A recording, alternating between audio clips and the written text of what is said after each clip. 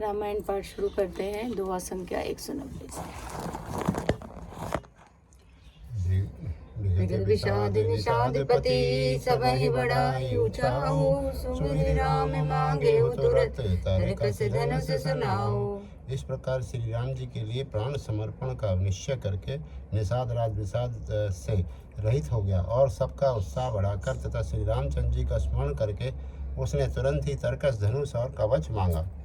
बेगहु बायु सजहु सजहु सुनि रजाई कदराउ नको भले ही नाथ सब कहि सहरसा, एक ही एक बढ़ावई करिसा। उसने कहा, हे भाइयों जल्दी करो और सब सामान सजाओ। मेरी आज्ञा सुनकर कोई मन में कायरता न लावे। सब हर्ष के साथ बोल उठे, हे नाथ बहुत अच्छा, और आपस में एक दूसरे को जोश बढ़ाने लगे। चले निषाद जोहारी जोहारी, सूर सकल रन रुचैरारी। सुमिरि राम पद पंकज बनहि, भांति बांधि चढ़ाइन धनहि। निषाद राज को जोहार कर करके सब निषाद चले। सभी बड़े सूरवीर हैं और संग्राम में लड़ना उन्हें बहुत अच्छा लगता है। श्री रामचंद्र जी के चरण कमलों की जूतियों का स्मरण करके उन्होंने भाथियाँ छोटे छोटे तरकस बांधकर धनियों छोटे छोटे धनुषों पर प्रत्यंचा चढ़ाई। अंगरी पहिरी कुड़ी सिर धरई, फरसा बांस सेल सम करई। एक कुशल अति ओढ़न आड़े, कूदहि गगन मनहु छिति चाड़े। कवच पहनकर सिर पर लोहे का टोप रखते हैं और फरसे से भाले और बर्छों का सीधा कर रहे हैं, सुधार रहे हैं। कोई तलवार के वार रोकने के अत्यंत ही कुशल हैं। वे ऐसे उमंग से भरे हैं मानो धरती छोड़कर आकाश में कूद रहे हों। निज निज साजु समाजु बनाई, गुहराओ तई जोहारे जाई। देखी सुबट सब लायक जाने, ले नाम सकल सन्माने।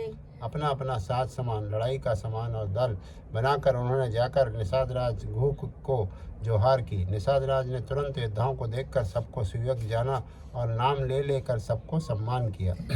भाई लाऊ धोख जनी, आज काज बड़ मोही। सुनी सरोस बोले सुबट, वीर अधीर न होई।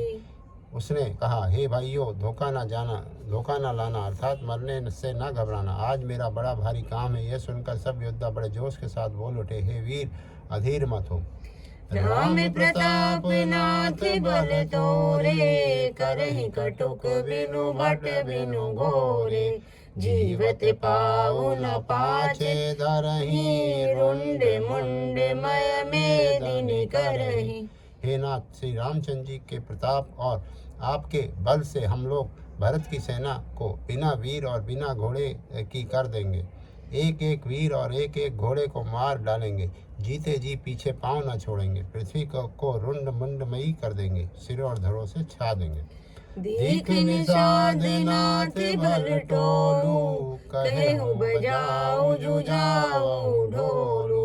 इतना कहते चीक भई बाए, कहेहु सुगनि अनखेत सुहाए। निषाद राज ने वीरों का बढ़िया दल देखकर कहा, जुझाओ लड़ाई का ढोल बजाओ। इतना कहते ही बाईं और छींक हुई। शकुन विचारने वालों ने कहा कि खेत सुंदर है, जीत होगी। बूढ़े एक कह सगुन बिचारी, भरत मिले न होई रारी। राम ही भरत मनावन जाई, सगुन कहे अस विग्रह नाई। एक बूढ़े ने शकुन विचार कर कहा, भरत से मिल लीजिए, उनसे लड़ाई नहीं होगी। भरत श्री रामचंद्र जी को मनाने जा रहे हैं। शकुन ऐसा कह रहा है कि विरोध नहीं है। सुनि गुहु कहि नीक कह बूढ़ा, सहस करी पछताहि विमूढ़ा। भरत सुभाऊ शील बिनु बूझे, बड़ी हितहानि जान बिनु जूझे। यह सुनकर निषाद राज घू ने कहा, बूढ़ा ठीक कह रहा है। जल्दी में बिना विचारे कोई काम करके मूर्ख लोग पछताते हैं। भरत जी का शील स्वभाव बिना समझे और बिना जाने युद्ध करने में हित की बहुत बड़ी हानि है। गेहूं घाट भट सबट सब ले मरम मिल जाई, बूझ मित्र अरि मध्य गति तस तब करेहूं आई। अतएव हे वीरों, तुम लोग इकट्ठे होकर सब घाटों को रोक लो। मैं जाकर भरत जी से मिलकर उनका भेद लेता हूँ। उनका भाव मित्र का है या शत्रु या उदासीन का, यह जानकर सब तब आकर वैसा प्रबंध करूँगा। लखब सुने हूँ सुभाए सुहाए, बैरु प्रीति नहीं दुरई दुराए, अस कहीं भेंट सजोवन लागे, कंदे मूल फल खग मृग मांगे। उनके सुंदर स्वभाव से मैं उनके स्नेह को पहचान लूँगा, वैर और प्रेम छिपाने से नहीं छिपते। ऐसा कहकर वह भेंट सामान सजाने लगा। उसने कंद मूल फल पक्षी और हिरन मंगवाए।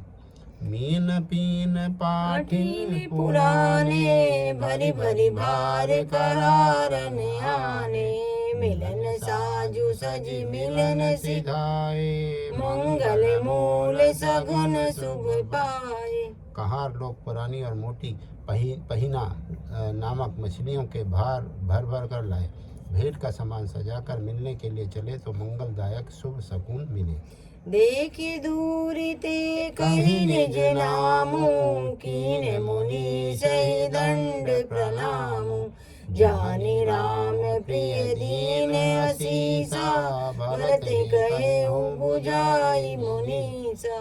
निषादराज ने मुनिराज वशिष्ठ जी को देखकर उनका नाम बतलाकर दूर से ही दंडवत प्रणाम किया। मुनीश्वर वशिष्ठ जी ने उसको राम का प्यारा जानकर आशीर्वाद दिया और भरत जी को समझाकर कहा कि यह श्री राम जी का मित्र है। राम सखा सुनी संदनु त्यागा, चले उतरी उमगते अनुरागा, गाँव जाति गुह नाउ सुनाई, कीन जोहारु मात महिलाई। यह श्री राम का मित्र इतना सुनते ही भरत जी ने रथ त्याग दिया। वे रथ से उतरकर प्रेम से मगते हुए चले।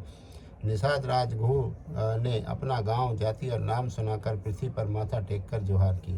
करत दंडवत देखते ही भरत लीन उरलाई, मनहु लखन सन भेंट भई, प्रेम उन हृदय समाई।